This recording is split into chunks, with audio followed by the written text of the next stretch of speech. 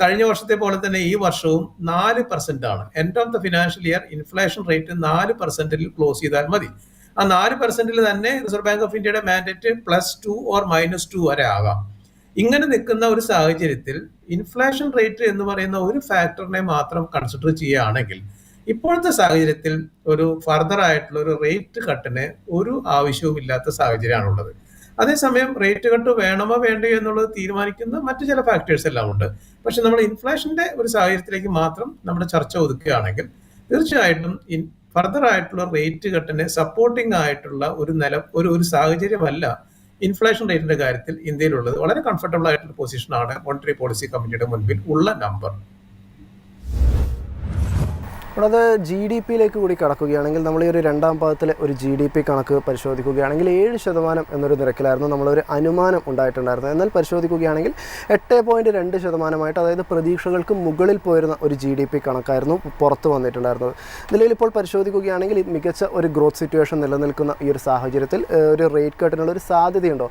അതിൻ്റെ ഒരു ഉപചോദ്യമായിട്ട് ചോദിക്കാനുള്ളത്, ഒന്നുകൂടി ഒരു റേറ്റ് കട്ട് നടത്തിക്കൊണ്ട് കൂടുതലായിട്ടുള്ള ഒരു ഗ്രോത്തിന് വേണ്ടിയിട്ട്, അതായത് ഒരു pro growth stance reserve bank സ്വീകരിക്കും എന്ന് താങ്കൾ കരുതുന്നുണ്ടോ? നമുക്ക് ഏറ്റവും അഡ്വാൻറ്റേജ് ആയിട്ട് നിൽക്കുന്ന ഒരു സാഹചര്യം നിഖിൽ സൂചിപ്പിച്ചതുപോലെ തന്നെ നമുക്ക് വളരെ പ്രസ്റ്റീജിയസ് ആയിട്ടുള്ള ഒരു GDP ഗ്രോത്ത് റേറ്റിലാണ് നമ്മളിപ്പോൾ എത്തി നിൽക്കുന്നത്. അത് നമുക്കറിയാം. റിസർവ് ബാങ്കിന്റെ മാൻഡേറ്റ് എന്ന് പറയുന്നത് ഗ്രോത്ത് റേറ്റ് മാത്രമല്ല. റിസർവ് ബാങ്കിന്റെ മാൻഡേറ്റ് എന്ന് പറയുന്നത് ലിക്വിഡിറ്റി മാനേജ്മെന്റും അല്ലെങ്കിൽ മോണിറ്ററി പോളിസി കമ്മിറ്റിയുടെ, റിസർവ് ബാങ്കിന്റെ ആകമാനമല്ല, മോണിറ്ററി പോളിസി കമ്മിറ്റിയുടെ മാൻഡേറ്റ് എന്ന് പറയുന്നത് അവർ 3 പ്രധാനപ്പെട്ട കാര്യങ്ങളാണ്. ഒന്ന് ഇൻഫ്ലേഷൻ മാനേജ്മെന്റ്, മറ്റൊന്ന് ലിക്വിഡിറ്റി മാനേജ്മെന്റ്. തീർച്ചയായിട്ടും രാജ്യത്തിന്റെ ഗ്രോത്ത് റേറ്റും റിസർവ് ബാങ്ക് ഓഫ് ഇന്ത്യയുടെ അല്ലെങ്കിൽ മോണിറ്ററി പോളിസി കമ്മിറ്റിയുടെ പരിഗണനയിൽ വരുന്ന ഒരു വെയിറ്റേജ് ഉള്ള ഒരു കാര്യം തന്നെയാണ്. അപ്പം നമ്മൾ നേരത്തെ സൂചിപ്പിച്ച പോലെ ഇൻഫ്ലേഷന്റെ കാര്യത്തിലാണെങ്കിൽ വളരെ കമ്പല്ലിംഗ് ആയിട്ടൊരു സിറ്റുവേഷൻ ഇപ്പോൾ റേറ്റ് കുറച്ച് കൊണ്ടുവരാനായിട്ട് ഇല്ല, ഇപ്പോൾ ആ സാഹചര്യം ഇല്ല. ഇനി നമുക്ക് ഗ്രോത്ത് റേറ്റിന്റെ കാര്യത്തിലേക്ക് നോക്കുകയാണെങ്കിൽ ഈ സെക്കൻഡ് ക്വാർട്ടറിൽ കഴിഞ്ഞ മോണിറ്ററി പോളിസി കമ്മിറ്റിയും അല്ലെങ്കിൽ റിസർവ് ബാങ്ക് ഓഫ് ഇന്ത്യയുടെ എസ്റ്റിമേറ്റ് ചെയ്തിരിക്കുന്ന ഒരു ഗ്രോത്ത് റേറ്റ് 7.3% ആയിരുന്നു, 7.3%. അവിടെ നിന്നാണ് നമ്മളിപ്പോൾ നോക്കുമ്പോൾ നമുക്ക് കിട്ടിയിരിക്കുന്ന അവസാനത്തെ നമ്പർ വെച്ച് നോക്കുമ്പോൾ GDP ഗ്രോത്ത് 8.2% വന്ന് നിൽക്കുകയാണ്. അപ്പം ഒറിജിനൽ എസ്റ്റിമേറ്റിനേക്കാൾ ഉയർന്ന, ഏകദേശം 100 ബേസിസ് പോയിന്റോളം ഉയർന്നു നിൽക്കുന്ന ഒരു GDP ഗ്രോത്ത് റേറ്റ് ആണ് നമുക്കുള്ളത്. അതിന് തന്നെ നമുക്കറിയാം, നേരത്തെ ഉണ്ടായിരുന്ന ചില സാഹചര്യങ്ങളിൽ വലിയ രീതിയിലുള്ള ഒരു ഇമ്പ്രൂവ്മെന്റ് വന്നതായിട്ട് കാണാൻ സാധിക്കും. ഒന്ന്, മാനുഫാക്ചറിങ് അതിന്റെ ഒരു ഗ്രോത്ത് റേറ്റ് അത് വളരെ കൂടിയിട്ടുണ്ട്, വളരെ ഇംപ്രസീവ് ആയിട്ട് കൂടിയിട്ടുണ്ട്. അതിനേക്കുള്ളുപരി ഏറ്റവും അട്രാക്റ്റീവ് ആയിട്ടുള്ള കാര്യം അഗ്രികൾച്ചറൽ ഏരിയ എന്നുള്ള, കാർഷിക രംഗത്തു നിന്നുള്ള ഗ്രോത്ത് റേറ്റ് ആണ് വളരെ വളരെ എടുത്തു പറയേണ്ട ഒരു ഗ്രോത്ത് റേറ്റ്. നമ്മൾ സാധാരണ ഇതിൽ അഗ്രികൾച്ചർ ഗ്രോത്ത് റേറ്റ് ഏറ്റവും താഴെ നിൽക്കുന്നതാണ്. 1%, 1.5%, 2% താഴെ നിൽക്കുന്ന റേറ്റ് ആണ്. അതിപ്പോൾ ഏകദേശം 3%-നൊക്കെ മേലെ അഗ്രികൾച്ചർ ഗ്രോത്ത് റേറ്റ് വന്നിരിക്കുന്നു. പിന്നെ സർവീസ് സെക്ടർ ഓൾവേസ് നമ്മുടെ ഇന്ത്യയെ സംബന്ധിച്ചിടത്തോളം എപ്പോഴും മേലെ നിന്ന് നിൽക്കുന്ന ഒരു ഇൻഡെക്സ് തന്നെയാണ്. അപ്പോൾ ഇത്തവണ മാനുഫാക്ചറിങ് റേറ്റ് ആണെങ്കിലും അഗ്രികൾച്ചർ റേറ്റ് ആണെങ്കിലും ഇംപ്രൂവ് ചെയ്തു. സർവീസ് സെക്ടർ നേരത്തെ പോലെ തന്നെ അതിന്റെ ആ ഒരു ഗ്രോത്ത് റേറ്റ് മെയിൻറ്റെയിൻ ചെയ്യുമോ അല്ലെങ്കിൽ ഇംപ്രൂവ് ചെയ്ത് നിൽക്കുന്ന ഒരു സാഹചര്യമുണ്ട്. അപ്പൊ അതുകൊണ്ട് 8.2% വന്ന് നിൽക്കുന്ന ഒരു ഗ്രോത്ത് റേറ്റ് ഇപ്പോഴുള്ള ഒരു സാഹചര്യത്തിൽ, പ്രത്യേകിച്ചും നമുക്കറിയാം ഇന്ത്യയുടെ ഗ്രോത്ത് റേറ്റ് എന്ന് പറയുന്നത് ഇന്റർനാഷണൽ ലെവലിൽ തന്നെ ഏറ്റവും മുന്നിൽ നിൽക്കുന്നതാണ്. ചൈന അടക്കമുള്ള മറ്റു രാജ്യങ്ങൾ ഒന്നും തന്നെ ഈ ഗ്രോത്ത് റേറ്റിന്റെ അടുത്ത് പോലും വരുന്നില്ല. 4%, 5% താഴെയാണ് നിൽക്കുന്നത്. ഏറ്റവും ഇന്ത്യക്ക് പുറകിൽ നിൽക്കുന്ന രാജ്യങ്ങളുടെ ഗ്രോത്ത് റേറ്റ് ഒക്കെ തന്നെ. അപ്പോൾ 8.2% ഗ്രോത്ത് റേറ്റ് നമ്മൾ ഇപ്പോൾ എത്തിയിരിക്കുന്നു. ഈ ഫിനാൻഷ്യൽ ഇയർ എൻഡ് ചെയ്യുമ്പോൾ തന്നെ നമ്മൾ 7% മേലെ ഉള്ളൊരു ഗ്രോത്ത് റേറ്റ് മാത്രമേ ഒറിജിനൽ എസ്റ്റിമേറ്റിൽ ഉള്ളതാണ്.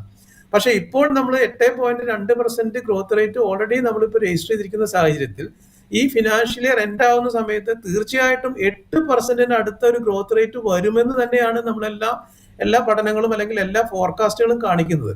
അങ്ങനെ നോക്കുന്ന സമയത്ത് ഗ്രോത്ത് റേറ്റ് വളരെ റീസണബിൾ ആയിട്ട് നിൽക്കുകയാണ്. മറ്റൊരു കാര്യം കൂടെ നമ്മൾ ശ്രദ്ധിക്കാനുള്ളത്, ഈ US ട്രേഡ് താരിഫ് എന്ന് പറയുന്ന വലിയൊരു ഡെമോക്രസിന്റെ വാള് പോലെ നമ്മുടെ രാജ്യത്തിന്റെ മേലെ ഇങ്ങനെ നിൽക്കുകയാണ്. 50% താരിഫ് ചുമത്തിയിരിക്കുന്ന ഒരു ചലഞ്ച് രാജ്യം ഫേസ് ചെയ്തുകൊണ്ടിരിക്കുകയാണ്. ആ സിറ്റുവേഷനെയും കൂടെ നമ്മൾ ഓവർകം ചെയ്തുകൊണ്ടാണ് 8.2% ഗ്രോത്ത് റേറ്റിലേക്ക് ഈ ക്വാർട്ടറിൽ നമ്മൾ എത്തിയിരിക്കുന്നത്. അങ്ങനെ നോക്കുമ്പോൾ നമുക്ക് നേരത്തെ സൂചിപ്പിച്ച പോലെ തന്നെ ഗ്രോത്ത് റേറ്റ് ഉണ്ടാവണം, രാജ്യത്തിന്റെ വളർച്ചയിലേക്കും കൂടെ ഒരു കണ്ണുണ്ടാവണം, ശ്രദ്ധയുണ്ടാവണം, അതിനനുസരിച്ചുള്ള പോളിസി ഫ്രെയിംവർക്കിൽ അത് ഫാക്ടർ ചെയ്യണമെന്ന് റിസർവ് ബാങ്ക് ഓഫ് ഇന്ത്യയുടെ മാൻഡേറ്റ് ഉള്ള സാഹചര്യത്തിൽ ആ മാൻഡേറ്റ് തീർച്ചയായിട്ടും ഇപ്പോൾ മീറ്റ് ചെയ്തിരിക്കുകയാണ്. അത് മാത്രമല്ല, ഈ ഫിനാൻഷ്യൽ ഇയറിന്റെ എൻഡിലേക്ക് നോക്കുമ്പോഴും 8% മേലെ തന്നെ GDP റേറ്റ് ക്ലോസ് ചെയ്യാൻ സാധിക്കുമെന്ന് പ്രതീക്ഷിക്കുകയാണ്. ഈ സാഹചര്യത്തിൽ വെച്ച് നോക്കുമ്പോഴും മോണിറ്ററി പോളിസി കമ്മിറ്റിയുടെ മുൻപിൽ ഒരു റേറ്റ് കട്ടിനുള്ള ഒരു കമ്പൽഷൻ, അഡീഷണൽ ആയിട്ട് ഗ്രോത്തിനെ സപ്പോർട്ട് ചെയ്യാനായിട്ടുള്ള ഒരു ഗ്രേറ്റ് റേറ്റിലുള്ള ഒരു കമ്പൽഷൻ ഇപ്പോഴില്ലെന്ന് തന്നെയാണ് എൻ്റെ ഒരു അഭിപ്രായം. US-ന്റെ ട്രേഡ് താരിഫിനെ കൊണ്ട് സാർ ഇപ്പോൾ സൂചിപ്പിച്ചിട്ടുണ്ടായിരുന്നു. ഈ ഒരു കണക്കുകൾ പരിശോധിക്കുകയാണെങ്കിൽ ഈ GDP കണക്കുകൾ പരിശോധിക്കുകയാണെങ്കിൽ വളരെ ഫെയർ ആയിട്ടുള്ള ഒരു 8.2% എന്ന് പറഞ്ഞൊരു നമ്പറാണ് വന്നിട്ടുള്ളത്. അത് പരിശോധിക്കുമ്പോൾ നമുക്ക് കാണാൻ വേണ്ടിയിട്ട് സാധിക്കുക US-ന്റെ താരിഫ് ഒന്നും തന്നെ ഇന്ത്യയുടെ ഈ ഒരു നമ്പർ പരിശോധിക്കുമ്പോൾ ഒരിക്കലും അഫക്റ്റ് ചെയ്തതായിട്ട് നമുക്ക് കാണാൻ വേണ്ടിയിട്ട് സാധിക്കുന്നില്ല. എന്നാൽ HSBC-യുടെ ഒക്കെ ഒരു മാനുഫാക്ചറിങ് PMI കണക്കുകളൊക്കെ തന്നെ പരിശോധിക്കുകയാണെങ്കിൽ അത് 56 എന്ന് പറഞ്ഞാൽ വളരെ ഹെൽത്തി ആയിട്ടുള്ള ഒരു നമ്പർ തന്നെയാണ് മെയിൻറ്റെയിൻ ചെയ്തത്. എന്നാൽ ആ 56 എന്ന് പറയുന്ന ഒരു നമ്പർ പരിശോധിക്കുകയാണെങ്കിലും അതൊരു 9 മാസത്തെ ഏറ്റവും കുറഞ്ഞ ഒരു നമ്പറായിട്ടാണ് വന്നിരിക്കുന്നത്. കൂടാതെ ഇൻഡെക്സ് ഓഫ് ഇൻഡസ്ട്രിയൽ പ്രൊഡക്ഷൻ അഥവാ IIP ഡാറ്റ പരിശോധിക്കുകയാണെങ്കിലും ഒരു ഇടിവുണ്ടാകുന്നുണ്ട്. ഇതിൻ്റെയൊക്കെ കാരണം നമ്മൾ തേടിപ്പോവുകയാണെങ്കിൽ കാണാൻ വേണ്ടിയിട്ട് സാധിക്കുക എക്സ്പോർട്ട് ഓർഡറുകളിൽ ഉണ്ടായിരിക്കുന്ന ഒരു കുറവാണ്. ഈ ഒരു എക്സ്പോർട്ട് ഓർഡറിൽ ഉണ്ടായിരിക്കുന്ന ഒരു കുറവിൻ്റെ പ്രധാന കാരണം എന്ന് പറഞ്ഞിട്ടുണ്ടെങ്കിൽ US-ലേക്ക് ഉണ്ടായിരിക്കുന്ന ഈ ഒരു വർദ്ധിച്ചു വന്നിട്ടുള്ള ഒരു താരിഫാണ്. അതായത് ഈ 50% എന്ന് പറയുന്ന ഈ ഒരു താരിഫിൽ നമ്മൾ നിലവിലിപ്പോൾ പരിശോധിക്കുകയാണെങ്കിൽ ഇന്ത്യൻ ഐറ്റംസ് ഒരു ഇൻകോമ്പറ്റീറ്റീവായിട്ട് മാറുന്ന ഒരു സ്ഥിതി ഇപ്പോൾ നിലനിൽക്കുന്നുണ്ട്. ഇങ്ങനെ പരിശോധിക്കുകയാണെങ്കിൽ US-മായിട്ടുള്ള ഒരു ട്രേഡിൽ ഇന്ത്യയെ സംബന്ധിച്ചിടത്തോളം, ഇന്ത്യൻ എക്കോണമിയെ സംബന്ധിച്ചിടത്തോളം എത്രത്തോളം ഇമ്പോർട്ടൻ്റ് ആണ് എന്നാണ് സാർ കാണുന്നത്? നമ്മളൊരു കാര്യം മനസ്സിലാക്കേണ്ടത്, നമ്മൾ ഇന്ത്യയുടെ ഒരു മേജർ എക്സ്പോർട്ട് ലൊക്കേഷൻ അല്ല US-ലേക്ക് നമുക്ക് തീർച്ചയായിട്ടും എക്സ്പോർട്ട് ഉണ്ട്. US ആയിട്ടുള്ള നമ്മുടെ ട്രേഡ് വളരെ ലാർജ് നമ്പർ ആയിട്ടുള്ള ട്രേഡ് ഉണ്ട്. എങ്കിലും പെർസെൻറ്റേജ് ടേംസിൽ വെച്ച് നോക്കുമ്പോൾ നമുക്ക് ഒരുപാട് നമ്മൾ ഇമ്പാക്ട് ചെയ്യുന്ന രീതിയിൽ നമ്മുടെ ഓവറോൾ മോണിറ്ററി പോളിസിയെയോ അല്ലെങ്കിൽ ഓവറോൾ ഇക്കോണമിയോ ഇമ്പാക്ട് ചെയ്യുന്ന രീതിയിലേക്കുള്ള ഒരു ഒരു ലാർജർ ഷെയർ ഓഫ് എക്സ്പോർട്ടുകൾ നടക്കുന്നത് US-ലേക്കല്ല. നമ്മൾ സർവീസ് സെക്ടറിലാണെങ്കിലും മറ്റു സെക്ടറിലൊക്കെ തന്നെ അതുപോലെ തന്നെ വളരെ ഇമ്പോർട്ടൻ്റ് ആയിട്ട് 2-3 സെക്ടറുകളിലേക്ക് എല്ലാം നമ്മൾ എക്സ്പോർട്ട് ചെയ്യുന്നുണ്ട്. അതിന്റെ തീർച്ചയായിട്ടും നമുക്ക് അതിന്റെ ഒരു നീഡ് ഉണ്ട് താനും. അപ്പൊ അതുകൊണ്ട് നമുക്ക് ആ പൊസിഷൻ കണ്ടിന്യൂ ചെയ്യണമെന്ന് പറയുമ്പോൾ പോലും US-ന്റെ ട്രേഡ് താരിഫ് എന്ന് പറയുന്ന ഒരു ഇമ്പാക്ട് നമ്മളെ ഓവറോൾ എക്സ്പോർട്ടില് വലിയ രീതിയിലുള്ള ഒരു വെയിറ്റേജ് കൊണ്ടുവരുന്ന ഒരു വിഷയമല്ല. പക്ഷെ തീർച്ചയായിട്ടും നമുക്കത് അഡ്രസ് ചെയ്യേണ്ടതുണ്ട്. അപ്പൊ അതേസമയം നമുക്കറിയാം, കഴിഞ്ഞ 2-3 മാസത്തിന് മേലെയായിട്ട് തന്നെ ഇന്ത്യയുടെ മേലെയുള്ള ഈ ഒരു ട്രേഡ് താരിഫിന്റെ ഒരു ചലഞ്ച് നമ്മൾ ഫേസ് ചെയ്തുകൊണ്ടിരിക്കുകയാണ്. നമുക്ക് കൂടുതലായിട്ട് US-ലേക്കുള്ള എക്സ്പോർട്ട് ഓൾമോസ്റ്റ് നമുക്ക് നിന്നിരിക്കുന്ന അല്ലെങ്കിൽ അത്രയ്ക്കും താഴ്ന്നിരിക്കുന്ന ഒരു സാഹചര്യം നമുക്കുണ്ട്. പക്ഷെ ആ സാഹചര്യം നമുക്ക് ഉണ്ടാകുമ്പോൾ പോലും ഇതിനെ നമ്മൾ ഇന്ത്യൻ ഇക്കോണമി അല്ലെങ്കിൽ ഇന്ത്യൻ മാനുഫാക്ചറിങ് സെക്ടർ അല്ലെങ്കിൽ Indian production sector, services sector, ഇവരിത് ഓൾമോസ്റ്റ് ഫാക്ടർ ചെയ്തിരിക്കുകയാണ്. അതായത് ഇങ്ങനെ ഒരു ബുദ്ധിമുട്ട് ഇന്ത്യക്ക് ഉണ്ട്. ആ ബുദ്ധിമുട്ട് കണ്ടിന്യൂ ചെയ്തേക്കാം എന്നുള്ളൊരു കാര്യം ഈ ഒരു സെക്ടറിൽ ഇന്ത്യൻ ഇക്കോണമി അത് ഓൾറെഡി ഫാക്ടർ ചെയ്ത് കഴിഞ്ഞിരിക്കുകയാണ്. ഈ 2-3 മാസത്തിനുള്ളിൽ 50% മുഴുവൻ ഇമ്പാക്ട് നമുക്ക് കാണാൻ സാധിച്ചിട്ടില്ല. അതിന്റെ ഒരു കാരണം നമ്മൾ നേരത്തെ സൂചിപ്പിച്ചതുപോലെ തന്നെ നമുക്ക് ആവശ്യമായിട്ടുള്ള ഒരു ലിക്വിഡിറ്റി പമ്പിങ് ഇത് മുന്നിൽ കണ്ടുകൊണ്ട് തന്നെ റിസർവ് ബാങ്ക് ഓഫ് ഇന്ത്യ നേരത്തെ ചെയ്തിട്ടുണ്ട്. നമുക്കറിയാം, ഈ 75 ബേസിസ് പോയിന്റ്സിന്റെ ഒരു അപ്രന്റ് റിപ്പോ റേറ്റ് റിഡക്ഷനും 100 basis point cash reserve ratio 2.5 lakh crore രൂപയാണ് ഈ കഴിഞ്ഞ 3 മാസങ്ങളിലായിട്ട് അഡീഷണൽ ആയിട്ട് നമ്മുടെ സിസ്റ്റത്തിലേക്ക് പമ്പിങ് ചെയ്യാൻ സാധിച്ചത്. GST-യുടെ ഒരു റീവിസിറ്റ് കാരണം, GST റേറ്റിലുള്ള റീവിസിറ്റ് കാരണം അവിടെയും നമ്മുടെ ഇൻകം ലെവലും ലിക്വിഡിറ്റി ലെവലും കൺസംഷൻ ലെവലും നമുക്ക് വർദ്ധിക്കുകയുണ്ടായി. അപ്പോൾ ഇങ്ങനെ US ട്രേഡ് താരിഫ് മുന്നിൽ കണ്ടുകൊണ്ട് തന്നെ ഇന്ത്യൻ ഇക്കോണമിക്ക് അല്ലെങ്കിൽ നമ്മുടെ മോണിറ്ററി പോളിസിക്ക് റിസർവ് ബാങ്ക് ഓഫ് ഇന്ത്യക്ക് സെൻട്രൽ ഗവൺമെന്റിന്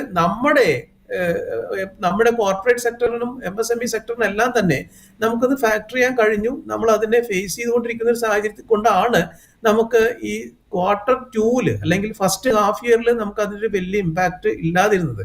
അതിനർത്ഥം നമുക്ക് ഇനി മുന്നോട്ട് പോകുമ്പോൾ അടുത്ത ക്വാർട്ടറിലോ അല്ലെങ്കിൽ ലാസ്റ്റ് ക്വാർട്ടറിലോ ഇതിന്റെ ഒരു ഇമ്പാക്ട് ഉണ്ടാവില്ലെന്നല്ല, തീർച്ചയായിട്ടും അതിന്റെ ഇമ്പാക്ട് നമ്മൾ ഫാക്ടർ ചെയ്യുന്നുണ്ട്. അതിനെ ഫേസ് ചെയ്യുന്ന രീതിയിലേക്കുള്ള ഒരു സംവിധാനങ്ങൾ ഓൾറെഡി ഇന്ത്യയിൽ നമ്മൾ കൺസിഡർ ചെയ്ത് പോരുന്നുണ്ട്. ഫാക്ടർ ചെയ്തുകൊണ്ട് അതിന് ആ സിറ്റുവേഷനെ ചലഞ്ച് ചെയ്യുന്ന സിറ്റുവേഷനെ അതിനെ മീറ്റ് ചെയ്യാനുള്ള നടപടികൾ നമ്മൾ എടുത്തുകൊണ്ട് വരുന്നുണ്ട്. അതുകൊണ്ടാണ് നമ്മൾ മറ്റു രാജ്യങ്ങളിലേക്കുള്ള നമ്മുടെ എക്സ്പോർട്ടുകളെ കുറിച്ചിട്ട് കൂടുതലായിട്ട് ആലോചിക്കുന്നത്. ഇപ്പോൾ തന്നെ നമുക്കറിയാം കാര്യം, റഷ്യയിൽ നിന്ന് ഓയിൽ ഇമ്പോർട്ട്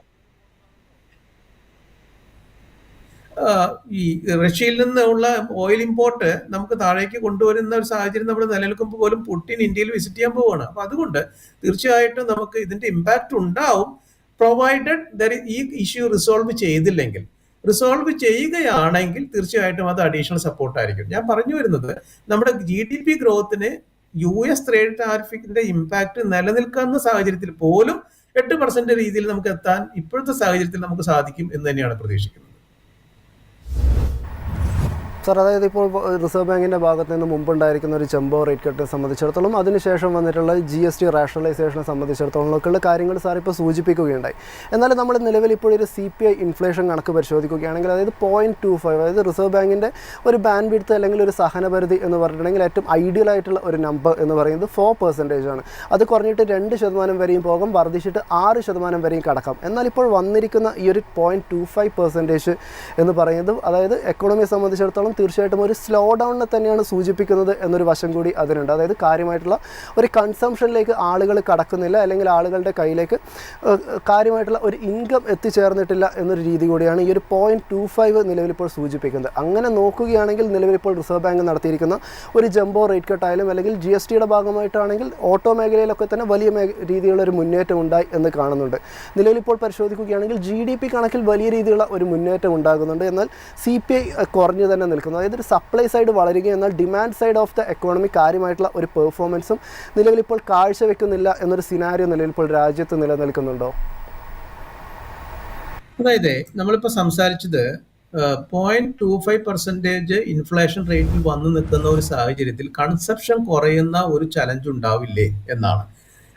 അതായത് ഇൻഫ്ലേഷൻ റേറ്റ് താഴേക്ക് നിൽക്കുന്ന സമയത്ത് ആളുകളുടെ പർച്ചേസിങ് പവർ കൂടുകയല്ലേ ചെയ്യുന്നത്. ഇൻഫ്ലേഷൻ റേറ്റ് മേലേക്ക് കയറുമ്പോൾ ആളുകളുടെ പർച്ചേസിങ് പവർ അല്ലെങ്കിൽ കൺസപ്ഷനുള്ള ആ പവർ താഴേക്ക് വരികയും, ഇൻഫ്ലേഷൻ റേറ്റ് താഴേക്ക് വരുന്ന സമയത്ത് ആളുകളുടെ പർച്ചേസിങ് പവർ കൂടുകയാണ് ചെയ്യുന്നത്. അതുകൊണ്ടാണ് നമ്മൾ ഇപ്പോൾ റൂറൽ ഏരിയയിൽ പോലും കൺസപ്ഷൻ ഒരുപാട് രീതിയിൽ ഗ്രോത്ത് ഉണ്ടായി എന്ന് പറയുന്നത്. അപ്പം നമ്മൾ ഒരു സൈഡിൽ നമ്മുടെ പ്രൊഡക്ഷൻ, പ്രത്യേകിച്ച് നമ്മുടെ ഈ മൺസൂൺ, ഗുഡ് മൺസൂൺ അല്ലെങ്കിൽ ആ രീതിയിലേക്കുള്ള ഖാരിഫ് സീസണിന്റെ ഇംപ്രൂവ്മെന്റുകൾ, ഓവറോൾ ക്ലൈമറ്റ് സിറ്റുവേഷൻസ്, വേറെ രീതിയിലുള്ള മറ്റു രീതിയിലുള്ള മേജർ ചാലഞ്ചസ് ഒന്നും നമുക്ക് ഇന്ത്യയിലില്ല. ഇതിന്റെയൊക്കെ അടിസ്ഥാനത്തിൽ പ്രൊഡക്ഷൻ സെക്ടറിലും മാനുഫാക്ചറിങ് സെക്ടറിലും അഗ്രികൾച്ചർ സെക്ടറിലും വളർച്ചയല്ലേ ഉണ്ടായിട്ടുള്ളത്. ഈ വളർച്ചയ്ക്ക് അതിൽ പ്രൊഡ്യൂസ് ചെയ്യുന്ന കാര്യങ്ങളുടെ കൺസംഷൻ, നമ്മൾ ഇന്ത്യയെ സംബന്ധിച്ചിടത്തോളം നമ്മൾ ഒരു എക്സ്പോർട്ട് ഓറിയന്റഡ് കൺട്രി മാത്രമല്ല, നമ്മളെ സംബന്ധിച്ചിടത്തോളം 140 crores ഓഫ് ഇന്ത്യൻസ് ഇന്ത്യയിലാണ്. അതായത് ലോകത്തെ ഏറ്റവും കൂടുതൽ ജനസംഖ്യയുള്ളതും ഏറ്റവും കൂടുതൽ കൺസംഷൻ നടക്കുന്നതുമായിട്ടുള്ള ഒരു രാജ്യമാണ് ഇന്ത്യ. അതുകൊണ്ട് ഇന്ത്യൻ മാർക്കറ്റ് തന്നെയാണ് ലോകത്തിലെ ഏറ്റവും വലിയ മാർക്കറ്റ് ഇപ്പോൾ. അപ്പൊ ഇന്ത്യയുടെ കൺസംഷനെ സംബന്ധിച്ചിടത്തോളം അതിൽ കുറവ് വന്നിട്ടില്ല. നമ്മുടെ റൂറൽ ഏരിയയിലുള്ള കൺസംഷൻ വർദ്ധിച്ചിരിക്കുന്നു. അതുപോലെ തന്നെ മറ്റു രീതിയിലുള്ള സെമി അർബൻ ആണെങ്കിലും അർബൻ ഏരിയയിലേക്കുള്ള കൺസംഷൻസ് ഒക്കെ വർദ്ധിച്ചിട്ടുണ്ട്. അതുകൊണ്ട് ഈ റേറ്റ്, ഇൻഫ്ലേഷൻ റേറ്റ് താഴേക്ക് വരുമ്പോൾ ആളുകളുടെ കയ്യിലുള്ള അവൈലബിലിറ്റി ഓഫ് ഫണ്ട്സ് കൂടുകയും അതനുസരിച്ച് അവർക്ക് അത് കൂടുതലായിട്ടുള്ള കൺസംഷൻ സാധിക്കുകയും ചെയ്യും. നമുക്ക് ലക്കിലി ഫോർ അസ് നമ്മൾ ഈ ഫുഡ് പ്രൊഡ്യൂസേഴ്സിന്റെ ഫുഡ് ഐറ്റത്തിലായിരുന്നു നമ്മുടെ റേറ്റ് മേലേക്ക് നിന്നിരുന്നത്. അഗ്രികൾച്ചർ സെക്ടറിലുള്ള കൂടുതലായിട്ടുള്ള ഒരു ഇമ്പ്രൂവ്മെന്റ് കാരണം ആ സെക്ടറിലൊക്കെ നമുക്ക് വലിയ രീതിയിലുള്ള ഒരു മാറ്റം കൊണ്ടുവരാൻ സാധിച്ചു. അപ്പൊ അവിടെയുമുള്ള വിലക്കയറ്റം താഴേക്ക് നിന്നു എന്നുള്ളത് കൊണ്ടാണ് നമ്മുടെ വിലക്കയറ്റം താഴേക്ക് നിൽക്കുന്നത്.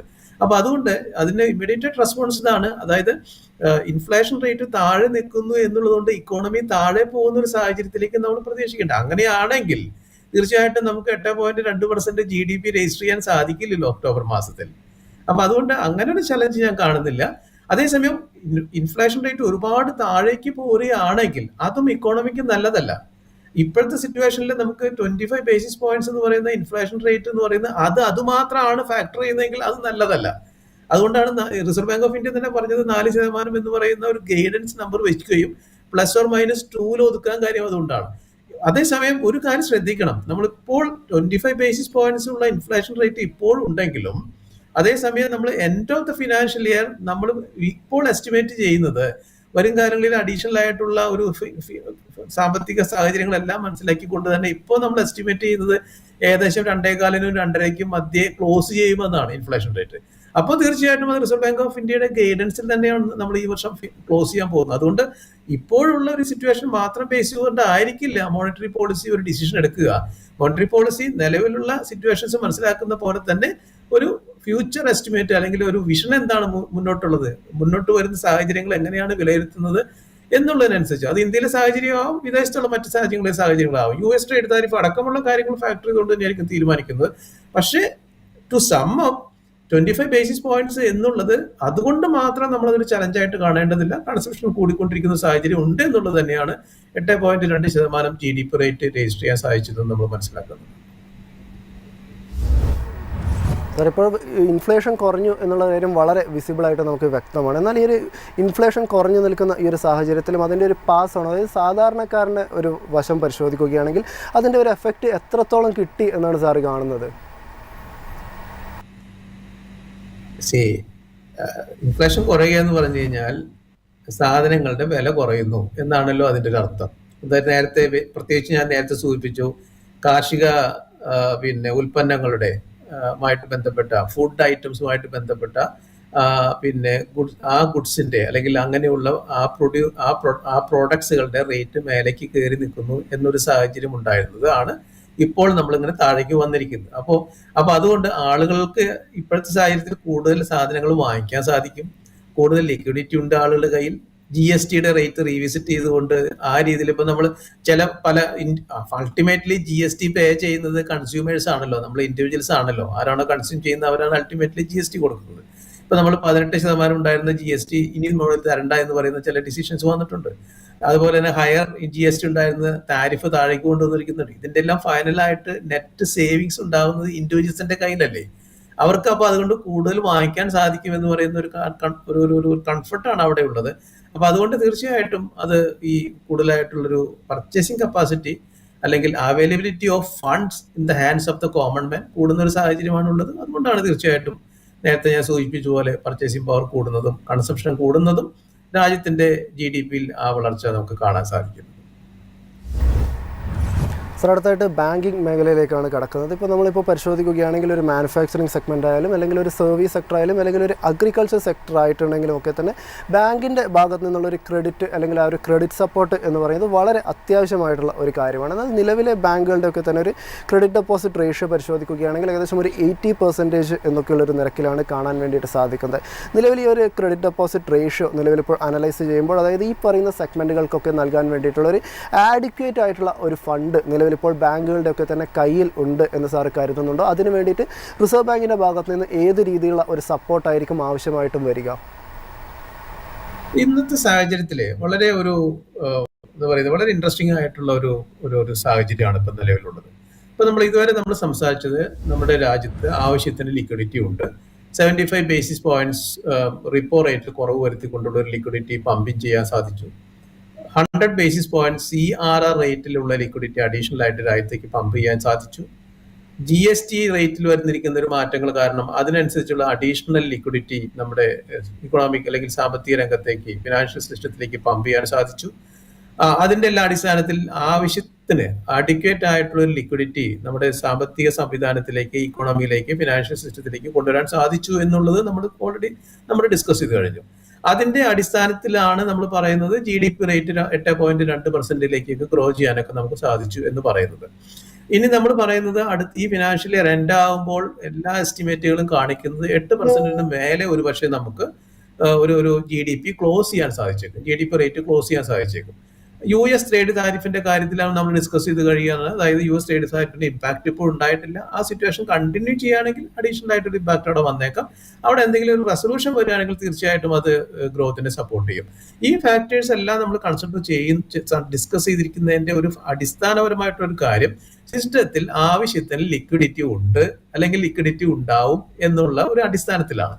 അതേസമയം 8.2% ഗ്രോത്ത് ചെയ്തപ്പോഴും നമ്മൾ കാണുന്ന ഒരു ഫിനോമിന, കാണുന്ന ഒരു ഡിഫറെന്റ് ആയിട്ടുള്ള ഡയമെൻഷൻ, ബാങ്കുകളുടെ CD റേഷ്യോ, അതായത് ക്രെഡിറ്റ് ഡെപ്പോസിറ്റ് റേഷ്യോ 80% മേലെ ഉയർന്നു നിൽക്കുന്നു എന്നുള്ളതാണ്.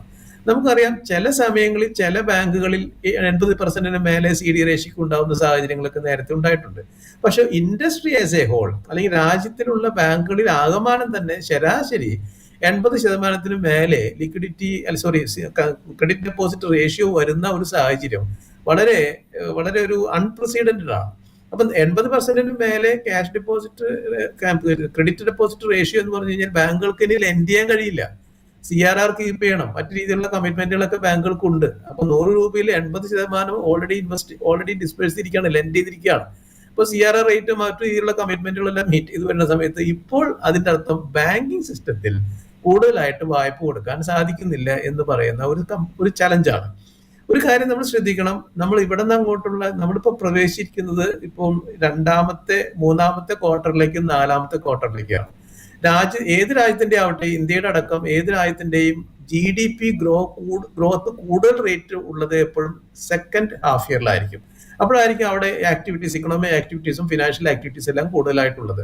അതുപോലെ തന്നെ ഗവൺമെന്റിന്റെ ഭാഗത്തുനിന്നുള്ള സ്പെൻഡിങ്ങും എപ്പോഴും ഈ ലാസ്റ്റ് ക്വാർട്ടറിലേക്ക് ആയിരിക്കും കൂടുതൽ വരുന്നത്. ബഡ്ജറ്റ് റിലേറ്റഡ് ആയിട്ടുള്ള ഫിസ്ക്കൽ പോളിസിയുടെ സ്പെൻഡിങ് എല്ലാം കൂടുതലായിട്ട് വരുന്നതും അപ്പോഴൊക്കെ തന്നെ ആയിരിക്കും. അപ്പോൾ ഇവിടെ നമ്മൾ ഡിസ്കസ് ചെയ്ത് വരുന്നത് വെച്ചാൽ ഇങ്ങനെയുള്ള ഒരു ലിക്വിഡിറ്റി പൊസിഷൻ സിസ്റ്റത്തിൽ ഇനിയും തുടർച്ചയായിട്ട് ഉണ്ടാവണം. അങ്ങനെ ഉണ്ടാവുകയാണെങ്കിൽ മാത്രമേ നമുക്ക് ഈ 8% നമ്മൾ പ്രതീക്ഷിക്കുന്ന ആ ഗ്രോത്ത് റേറ്റിൽ ക്ലോസ് ചെയ്യാൻ സാധിക്കുള്ളൂ.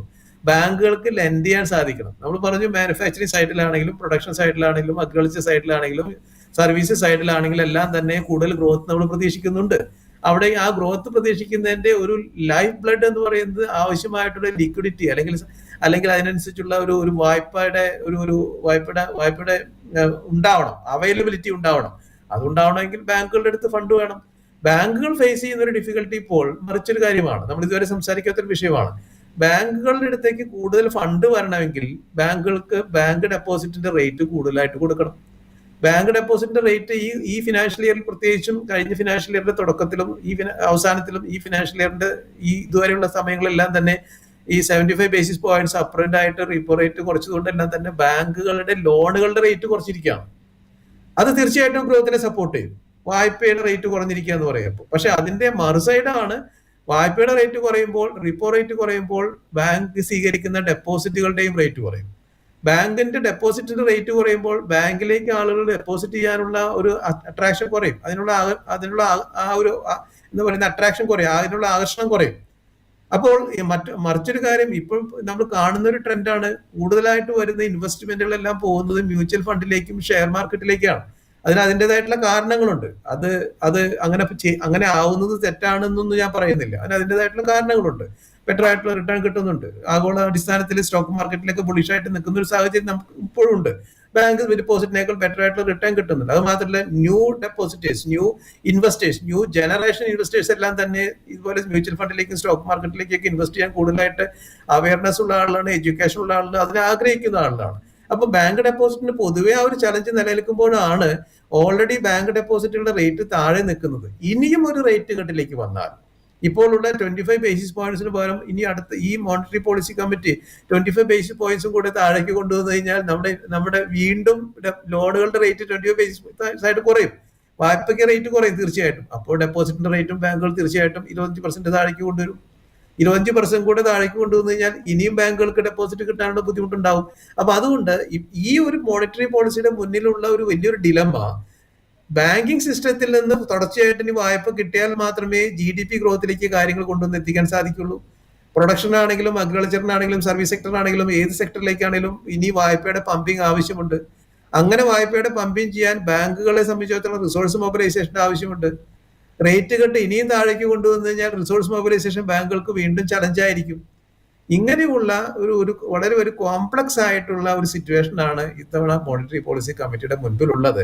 അതുകൊണ്ട് ബാങ്കുകളുടെ, അതായത് റിപ്പോ റേറ്റ് ഇനിയും, പോളിസി റേറ്റ് ഇനിയും കുറയ്ക്കുക എന്ന് പറഞ്ഞു കഴിഞ്ഞാൽ ബാങ്കിങ് ഇൻഡസ്ട്രിയെ സംബന്ധിച്ചിടത്തോളം ബാങ്കിങ് ഇൻഡസ്ട്രി വിൽ ഫേസ് എന്താ പറയുക ബിഗർ റിസോഴ്സ് മൊബിലൈസേഷൻ ചലഞ്ചസ്. ബാങ്കുകൾക്ക് ഇങ്ങനെയുള്ള ഗ്രോത്തിനെ സപ്പോർട്ട് ചെയ്യാനുള്ള ഒരു ലെൻഡിങ് സിറ്റുവേഷനിൽ തീർച്ചയായിട്ടും വലിയൊരു ചലഞ്ച് ഉണ്ടാവും.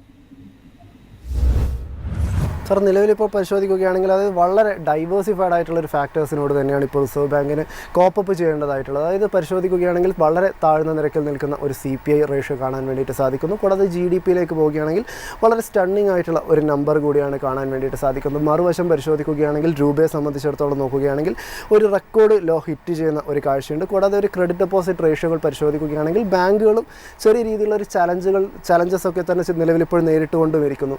ഈ ഒരു സിറ്റുവേഷനുകളോടൊക്കെ തന്നെ നിലവിലിപ്പോൾ പരിശോധിക്കുകയാണെങ്കിൽ RBIയുടെ ഒരു നിലപാട് എന്തായിരിക്കും എന്നാണ് സാർ കാണുന്നത്? നമുക്ക് ഒരു കാര്യം ഞാൻ ഒന്ന് ഓർക്കാൻ ആഗ്രഹിക്കുകയാണ്. ഈ 75 ബേസിസ് പോയിന്റ്സ് അപ്രന്റ് ആയിട്ട് റിപ്പോ റേറ്റ് കുറച്ചപ്പോഴും 100 ബേസിസ് പോയിന്റ്സ് CRR റേറ്റ് 3-4 ട്രാൻഷയിലായിട്ട് നവംബർ മാസം ആകുമ്പോഴേക്കും ലിക്വിഡിറ്റി കൊണ്ടുവരാം എന്ന് റിസർവ് ബാങ്ക് ഓഫ് ഇന്ത്യ തീരുമാനിച്ചപ്പോഴും മോണിറ്ററി പോളിസി തീരുമാനിച്ചപ്പോഴും ഇന്ത്യയിൽ പൊതുവെ ഉണ്ടായിരുന്ന ഒരു തോട്ട് പ്രോസസ്സ് എന്താണെന്ന് വെച്ച് കഴിഞ്ഞാൽ നമ്മൾ രണ്ടാമത്തെ ക്വാർട്ടറിൽ റേറ്റ് കുറയ്ക്കുമെന്നൊക്കെ ഒരു സെക്ഷൻ ഓഫ് ആളുകൾ പ്രതീക്ഷിച്ചിരുന്നെങ്കിലും ജനറലി അത് ഉണ്ടാവില്ല എന്ന് തന്നെ നമുക്ക് അറിയാമായിരുന്നു. കാരണം അന്ന് തന്നെ reserve bank of India monetary policy committee പറഞ്ഞിരുന്നു ഞങ്ങളിത് അപ്രന്റ് ആയിട്ട് ചെയ്യുകയാണ്, ഗ്രോത്തിനെ സപ്പോർട്ട് ചെയ്യാനായിട്ട് ഫിനാൻഷ്യൽ ഇയറിന്റെ അപ്രന്റ് ആയിട്ട് തന്നെ നമ്മൾ ചെയ്യുകയാണ്. ആ ഒരു തോട്ട് പ്രോസസ് അനുസരിച്ച് ഞാനടക്കമുള്ള ആളുകൾ, ഒരു വലിയൊരു വിഭാഗം ആളുകൾ തീർച്ചയായിട്ടും പറഞ്ഞിരുന്നു കഴിഞ്ഞ മോണിറ്ററി പോളിസി എന്തായാലും റേറ്റ് റിവൈസ് ചെയ്യാനുള്ള സാധ്യതയില്ല, താഴേക്ക് കൊണ്ടുവരാനുള്ള സാധ്യതയില്ല. അങ്ങനെ പറഞ്ഞപ്പോൾ പിന്നെ ഉണ്ടായിരുന്ന ഒരു തോട്ട്, ഒരു എക്സ്പെക്ടേഷൻ, അങ്ങനെയാണെങ്കിൽ ഡിസംബറിലെ മോണിറ്ററി പോളിസിയിൽ റേറ്റ് കട്ട് കൊണ്ടുവരാനുള്ള ഒരു സാധ്യത ഉണ്ടല്ലോ എന്നാണ്. അത് വളരെ പ്രബലമായിട്ടൊരു തോട്ട് തന്നെയായിരുന്നു. അങ്ങനെ ഒരു തോട്ട് എനിക്കും ഉണ്ടായിരുന്നു. പക്ഷേ അവിടെ വന്നിരിക്കുന്ന ഒരു മാറ്റം, ഈ കാര്യത്തിൽ വന്നിരിക്കുന്ന ഒരു മാറ്റം നമ്മൾ നേരത്തെ നിഖിൽ സൂചിപ്പിച്ചതുപോലെ തന്നെ ഇൻഫ്ലേഷൻ റേറ്റ് നമ്മൾ പ്രതീക്ഷിച്ചതിനേക്കാൾ താഴേക്ക് പോന്നിരിക്കുന്നു. GDP റേറ്റ് ഗ്രോത്ത് നമ്മൾ ആഗ്രഹിച്ചതിനേക്കാൾ മേലേക്ക് പോയിരിക്കുന്നു. അങ്ങനെയൊക്കെയുള്ള ഒന്നോ രണ്ട് സിറ്റുവേഷൻ വന്നു. US ട്രേഡ് താരിഫിന്റെ വല്ലാത്തൊരു ഇമ്പാക്ട് നമ്മുടെ ആദ്യത്തെ ഫസ്റ്റ് ഹാഫ് ഇയറിലെ നമ്പേഴ്സിലൊന്നും കണ്ടിട്ടില്ല താനും. ഒക്ടോബറിലെ നമ്പറിൽ പോലും നമുക്ക് അത്രയാകുമ്പോഴത്തേനും വലിയ ചലഞ്ചോ ഇമ്പാക്റ്റോ നെഗറ്റീവ് ആയിട്ടുള്ള ഒരു താഴേക്ക് ഭരിക്കുന്ന ഒരു സിറ്റുവേഷൻ ഇല്ല. ഈ സാഹചര്യത്തിൽ നമുക്ക് റേറ്റ് കട്ടിനെ കുറിച്ചിട്ടുള്ള ഒരു സാഹചര്യം ഇല്ല എന്ന് പറയുന്നത് തന്നെയാണ് ജനറലി കാണാൻ സാധിക്കുന്നത്. അഡീഷണൽ ആയിട്ട് ഇങ്ങനെയായിരുന്നു സാഹചര്യം ഈ കഴിഞ്ഞ ആഴ്ച വരെയെങ്കിലും പ്രത്യേകിച്ചും. പക്ഷേ കഴിഞ്ഞ ഒരാഴ്ച 7 മുതൽ 10 ദിവസം വരെയുള്ള സമയത്ത് നമ്മൾ കാണുന്ന മറ്റൊരു വലിയ ചലഞ്ചാണ് റുപ്പി വീണ്ടും വീക്കായിക്കൊണ്ടിരിക്കുകയാണ്. ആ വീക്കായിക്കൊണ്ടിരിക്കുന്നത് എവർ ടൈം റെക്കോർഡാണ്. അതായത് എത്രയും നമ്മൾ ഇതുവരെ കാണാത്ത രീതിയിലുള്ള അൺപ്രസിഡന്റഡ് ആയിട്ടുള്ളൊരു ലോ ലെവലിലാണ് റുപ്പി നിൽക്കുന്നത്. ഈ ഒരു സാഹചര്യത്തിൽ റുപ്പി ലോ ലെവലിൽ നമ്മുടെ റേറ്റ് കട്ട് എന്ന് പറയുന്നത് റുപ്പി വീണ്ടും വീക്കൺ ചെയ്യും. അപ്പോൾ ഇനി ഒരു ഫർദർ റേറ്റ് കട്ടിലേക്ക് പോയി കഴിഞ്ഞാൽ ഇപ്പോൾ ഉള്ള സാഹചര്യത്തിൽ നിന്ന് വീണ്ടും റുപ്പി വീക്കൺ ചെയ്യുന്ന സാഹചര്യം, ഇപ്പൊ 90-ലെത്തി നിൽക്കുന്ന അല്ലെങ്കിൽ 90-ന് അടുത്ത് നിൽക്കുന്ന റുപ്പി വീണ്ടും അതിന് താഴേക്ക് പോകുള്ളൂ, 90-ന് മേലേക്ക് പോകും, റുപ്പി വീക്കൺ ചെയ്യും. അപ്പൊ ഈ ഒരു സാഹചര്യം കൂടെ അഡീഷണൽ ആയിട്ട് വന്നിരിക്കുകയാണ്. അപ്പൊ അങ്ങനെ നോക്കുന്ന സമയത്ത് എന്നെ സംബന്ധിച്ചിടത്തോളം ഞാൻ ഇതിനെ കാണുന്നത് നേരത്തെ ഉണ്ടായിരുന്ന ഒരു പ്രതീക്ഷ, അതായത് ഡിസംബർ മാസത്തിൽ ഒരു റേറ്റ് കട്ടും കൂടെ പ്രതീക്ഷിക്കാം. 5.5% നിൽക്കുന്ന റീപ്പോ റേറ്റിനെ 5.25 അല്ലെങ്കിൽ 5% ഫിനാൻഷ്യൽ ഇയർ ക്ലോസ് ചെയ്തേക്കാം എന്നുണ്ടായിരുന്ന ഒരു പ്രതീക്ഷയിൽ നിന്ന് മാറിപ്പോകാനായിട്ടുള്ള കാരണങ്ങൾ ഇൻഫ്ലേഷൻ റേറ്റ് കൊണ്ടും ഗ്രോത്ത് റേറ്റ് കൊണ്ടും GST കുറവ് കൊണ്ടും എല്ലാം നമുക്ക് ഉണ്ടായിട്ടുള്ളതാണ്. അതേസമയം ഈ അഡീഷണൽ ആയിട്ടാണ് റുപ്പി വീക്കൺ ചെയ്യുന്ന ഒരു അഡീഷണൽ ചലഞ്ചും കൂടെ നമ്മളിപ്പോൾ ഫേസ് ചെയ്തുകൊണ്ടിരിക്കുന്നത്. അപ്പൊ ഇതിന്റെ എല്ലാം അടിസ്ഥാനത്തിൽ നോക്കുമ്പോൾ തീർച്ചയായിട്ടും നാളത്തെ മോണിറ്ററി പോളിസിയിൽ നമുക്കൊരു റേറ്റ് കട്ടിനെ കുറിച്ച് പ്രതീക്ഷിക്കേണ്ട എന്ന് തന്നെയാണ് എൻ്റെ ഒരു കൺക്ലൂഷൻ. അതുപോലെ തന്നെ പോളിസി സ്റ്റാൻസ് ഇപ്പോൾ ന്യൂട്രലാണ് നിൽക്കുന്നത്. അത് ഒരു സെക്ഷൻ ഓഫ് പീപ്പിൾ പറയുന്ന ഒരു പക്ഷേ അക്കോമഡേറ്റീവ് ആയിട്ടുള്ളതിലേക്ക് തന്നെ വീണ്ടും പോയേക്കാം എന്നാണ്. ഞാൻ ഒരു സ്കൂൾ ഓഫ് തോട്ടിൽ ഞാനില്ല. അക്കോമഡേഷൻ എന്ന് പറയുന്ന സിറ്റുവേഷനിലേക്ക് പോകാൻ മാത്രമുള്ള ഒരു സാഹചര്യം ഇന്ന് ഇപ്പോൾ ഫിനാൻഷ്യൽ സിസ്റ്റത്തിലെ ഇക്കോണമിയിൽ ഇല്ല. ന്യൂട്രൽ പൊസിഷൻ തന്നെ മെയിൻറ്റെയിൻ ചെയ്യാനും റിപ്പോ റേറ്റിലും ആ റേറ്റ് നമ്മൾ ആ സ്റ്റാൻസ് അല്ലെങ്കിൽ റിപ്പോ റേറ്റും അതുപോലെ തന്നെ സ്റ്റാറ്റസ്കോ മെയിൻറ്റെയിൻ ചെയ്യാനുമുള്ള ഒരു സാധ്യതയാണ് നാളത്തെ മോണിറ്ററി പോളിസിയിലും ഞാൻ കാണുന്നത്. അതേസമയം 25 ബേസിസ് പോയിന്റ്സ് വരെ ഒരു മാറ്റം വന്നേക്കാം എന്ന് ഒരു സെക്ഷൻ ആളുകൾ പറയുന്നുണ്ട്. തീർച്ചയായിട്ടും മോണിറ്ററി പോളിസിയുടെ ഒരു ഡിസിഷന് വേണ്ടി നമുക്ക് കാത്തിരിക്കാം. അപ്പോഴും ഒരു കാര്യം നമ്മൾ ശ്രദ്ധിക്കാനുള്ളത്, അടുത്ത മോണിറ്ററി പോളിസി ഫെബ്രുവരി മാസത്തിലാണ്. പക്ഷെ റിസർവ് ബാങ്ക് ഓഫ് ഇന്ത്യയെ സംബന്ധിച്ചിടത്തോളം അല്ലെങ്കിൽ മോണിറ്ററി പോളിസി കമ്മിറ്റിയെ സംബന്ധിച്ചിടത്തോളം മോണിറ്ററി പോളിസി ഡിസിഷൻ വരെ വെയിറ്റ് ചെയ്യണമെന്നൊന്നും അവർക്ക് കമ്പൽഷനൊന്നുമില്ല. They are free to take a decision at any point of time. അപ്പൊ അതുകൊണ്ട് നമ്മൾ മാറുന്ന സാമ്പത്തിക സാഹചര്യങ്ങൾ അനുസരിച്ച്, ദേശീയ അന്തർദേശീയ സാഹചര്യങ്ങൾ അനുസരിച്ച്, US ട്രേഡ് താരിഫിന്റെ കാര്യങ്ങൾ അനുസരിച്ച്, ഇൻഫ്ലേഷന്റെ കാര്യങ്ങൾ അനുസരിച്ച്, ലിക്വിഡിറ്റി അനുസരിച്ച്, ഗ്രോത്തിനെ അനുസരിച്ചുകൊണ്ടെല്ലാം ഏത് നിമിഷവും യുക്തമായിട്ടുള്ള തീരുമാനം എടുക്കാൻ റിസർവ് ബാങ്ക് ഓഫ് ഇന്ത്യയുടെ കയ്യിൽ ആവശ്യമായിട്ടുള്ള ഫ്രീഡവും സ്വാതന്ത്ര്യവും പവറും അധികാരവും ഉള്ളതാണ്. അതുകൊണ്ട് നാളെ തന്നെ അങ്ങനെ നിർബന്ധമായിട്ടും റേറ്റ് കട്ട് വരണമെന്ന് നിർബന്ധിക്കേണ്ട ആവശ്യമില്ല. അതിനുള്ള സാഹചര്യങ്ങൾ ഇല്ലതാനും. അതേസമയം നമ്മൾ ജനുവരിയിലേക്ക് ഫെബ്രുവരിയിലേക്ക് പോകുമ്പോഴോ അതിന് മുൻപായിട്ടോ രാജ്യത്തിന്റെ ഗ്രോത്തിനെ സപ്പോർട്ട് ചെയ്യേണ്ട ഒരു സാഹചര്യം ഉണ്ടെന്ന് കാണുകയാണെങ്കിൽ തീർച്ചയായിട്ടും റിസർവ് ബാങ്ക് ഓഫ് ഇന്ത്യക്ക് അങ്ങനെ ഒരു തീരുമാനം എടുക്കാൻ സാധിക്കുന്നതാണ്. മോണിറ്ററി പോളിസി തീർച്ചയായിട്ടും ആ രീതിയിലേക്ക് അവരുടെ ഒരു മനസ്സ് ഉണ്ടാവും എന്നാണ് ഞാൻ പ്രതീക്ഷിക്കുന്നത്. സാർ, അടുത്തായിട്ട് ഒരു സിമ്പിൾ നോട്ടിൽ ഒരു ചോദ്യം കൂടി ചോദിക്കുകയാണ്. അതായത് നമ്മളൊരു നിക്ഷേപകനാണെങ്കിൽ നമ്മൾ എപ്പോഴും കാണുക നമ്മൾ ഇതുവരെ ലഭിച്ചിരുന്ന അതേ ഒരു ഇൻട്രസ്റ്റ് റേറ്റ് നമുക്ക് ബാങ്കിൽ നിന്ന് ലഭിക്കണം എന്നാണ്. നേരെ മറിച്ച് നമ്മളൊരു ലോൺ എടുത്തിരിക്കുന്ന ഒരാളാണെങ്കിൽ നമ്മൾ കാണുക നമ്മുടെ EMI ഒക്കെ തന്നെ ഒരു ഇൻട്രസ്റ്റ് കുറഞ്ഞു കിട്ടണമെന്നാണ്. ഇപ്രാവശ്യത്തെ ഒരു മോണിറ്ററി പോളിസിയുടെ ഒരു ഫലം പരിശോധിക്കുകയാണെങ്കിൽ ആർക്കായിരിക്കും സന്തോഷിക്കാനുള്ള ഒരു നറുക്ക് വീഴുക എന്നാണ് സാറ് കരുതുന്നത്? നാളെ നമുക്ക് റേറ്റ് മാറ്റുന്നില്ലെങ്കിൽ ആർക്കും നറുക്ക് വീഴുന്നില്ല. അത് രണ്ടു കൂട്ടർക്കും അതൊരു ന്യൂട്രൽ ആയിരിക്കും. കാരണം അതിപ്പോ നമ്മൾ റേറ്റ് കുറയ്ക്കാത്ത സാഹചര്യത്തിൽ ബാങ്കിന്റെ ഇൻട്രസ്റ്റ് റേറ്റ് അതുപോലെ തന്നെ കണ്ടിന്യൂ ചെയ്യാനും ലോണുകളുടെ പലിശ ശതമാനം അതുപോലെ തന്നെ കണ്ടിന്യൂ ചെയ്യാനും സാധ്യതയുണ്ട്. നാളത്തെ എന്തായാലും നാളെ റേറ്റ് കൂട്ടുമെന്ന് ആരും പ്രതീക്ഷിക്കുന്നില്ല. നാളെ റിപ്പോ റേറ്റ് കൂട്ടും, നിരക്കുകൾ കൂട്ടും എന്ന് ഒരു ഡിസ്കഷനും ഇല്ല. നിരക്കുകൾ കൂട്ടാൻ മാത്രം, അതായത് ലിക്വിഡിറ്റി സക്കിൻ ചെയ്യാനുള്ള നമ്മൾ റേറ്റ് കൂട്ടുമ്പോൾ സിസ്റ്റത്തിലുള്ള ലിക്വിഡിറ്റി സക്കിൻ ചെയ്താണ് നമ്മൾ പുറത്തേക്ക് എടുക്കണം, അല്ലെങ്കിൽ സിസ്റ്റത്തിൽ നിന്ന് അത് കൊണ്ടുപോകണം.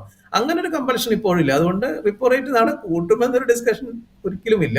പിന്നെ കുറയ്ക്കാനുള്ള ഒരു സാഹചര്യമാണ് നമ്മളൊരു ഡിസ്കഷനിൽ വരുന്നത്, ഒരു പോസിബിലിറ്റി ആയിട്ട് നമ്മൾ ഡിസ്കസ് ചെയ്യുന്നത്. ആ പോസിബിലിറ്റി കുറയ്ക്കുകയാണെങ്കിൽ തീർച്ചയായിട്ടും വായ്പയുടെ ഇൻട്രസ്റ്റ് റേറ്റുകൾ കുറയും. അത് വായ്പ എടുത്തിരിക്കുന്ന ആളുകൾക്കും ഇനി വായ്പ എടുക്കാൻ പോകുന്ന ആളുകൾക്കും അത് തീർച്ചയായിട്ടും ഒരു സന്തോഷമുള്ള കാര്യമായിരിക്കും. അതേസമയം ബാങ്കിൽ ഡെപ്പോസിറ്റ് ചെയ്യുന്ന ആളുടെ സംബന്ധിച്ചിടത്തോളം നിലവിലുള്ള ഡെപ്പോസിറ്റുകൾ ആ കാലാവധി ആവുന്നത് വരെ ആ റേറ്റ് എല്ലാം ഇനി അവർക്ക് കിട്ടും. അതാണ് ഇപ്പോഴത്തെ നമ്മുടെ ബാങ്ക് ഡെപ്പോസിറ്റുകളുടെ ഒരു കരാറിന്റെ സ്വഭാവം. അതേസമയം പുതിയതായിട്ട് നിക്ഷേപിക്കുന്ന ആളുടെ സംബന്ധിച്ചിടത്തോളം പുതിയ റേറ്റ് ആയിരിക്കും, അപ്പോൾ കുറഞ്ഞ റേറ്റ് ആയിരിക്കും. 25 ബേസിസ് പോയിന്റ്സോ അല്ലെങ്കിൽ 10 ബേസിസ് പോയിന്റ്സോ 15 ബേസിസ് പോയിന്റ്സോ എത്രയാണോ reserve bank of India monetary policy അങ്ങനെ ഒരു ഡിസിഷൻ വരികയാണെങ്കിൽ അതിന് ആനുപാതികമായിട്ടുള്ള റേറ്റ് കുറവ് ഈ ഡെപ്പോസിറ്റിന്റെ കാര്യത്തിൽ ഉണ്ടാവും. അപ്പോൾ പുതിയ ഡെപ്പോസിറ്റ് ഉള്ള ആളുകൾക്കും പഴയ ഡെപ്പോസിറ്റ് പുതുക്കിയിടാൻ ആഗ്രഹിക്കുന്ന ആളുകൾക്കും അത്ര ഒരു സന്തോഷമുള്ള കാര്യമായിരിക്കില്ല. അല്ലെങ്കിൽ തന്നെ ഞാൻ നേരത്തെ സൂചിപ്പിച്ചു, ബാങ്ക് ഡെപ്പോസിറ്റുകളെ സംബന്ധിച്ചിടത്തോളം അതിന്റെ അട്രാക്ഷൻ കുറഞ്ഞു വരുന്ന ഒരു കാലത്തിലാണ് ഇപ്പോഴുള്ളത് നമ്മളുള്ളത്. മ്യൂച്വൽ ഫണ്ടിലേക്കും സ്റ്റോക്കിലേക്കൊക്കെ ഇൻവെസ്റ്റ്മെന്റ് കൂടുതൽ പോകുന്ന ഒരു സാഹചര്യത്തിലാണ് നമ്മളിപ്പോൾ കാണുന്നത്. ആ ഒരു ചലഞ്ച് ബാങ്കുകൾ ഫേസ് ചെയ്തുകൊണ്ടിരിക്കുകയാണ്. അപ്പോൾ വീണ്ടും അങ്ങനെ ഒരു സാഹചര്യം വരികയാണെങ്കിൽ ഇതുപോലെ ഡെപ്പോസിറ്റേഴ്സിനെ സംബന്ധിച്ചിടത്തോളം പലിശ കുറയും, ബാങ്കുകളെ സംബന്ധിച്ചിടത്തോളം റിസോഴ്സ് മൊബിലൈസേഷനും ഒരു ചലഞ്ചായിരിക്കും. അപ്പോൾ നമുക്ക് കാത്തിരുന്ന് കാണാം നാളെ monetary policy committee, reserve bank of India എന്തൊരു തീരുമാനമാണ് ഈ കാര്യത്തിൽ പറയുന്നത് എന്നുള്ളത്. Let's wait and see. Thank you Babu sir. ഈ ഒരു മോണിറ്ററി പോളിസിയുടെ ഒരു പ്രീ അനാലിസിസിൽ ഇത്രയും വിശേഷങ്ങൾ നമ്മളോട് പങ്കുവച്ചതിന് നന്ദി പറയുന്നു. Thank you. ഫെഡറൽ ബാങ്കിൻ്റെ മുൻ എക്സിക്യൂട്ടീവ് വൈസ് പ്രസിഡൻ്റായിട്ടുള്ള കെ എ ബാബു ആയിരുന്നു നമ്മളിവിടെ ജോയിൻ ചെയ്തിട്ടുണ്ടായിരുന്നത്. അദ്ദേഹത്തിൻ്റെ ഒരു വ്യൂ പോയിൻ്റ്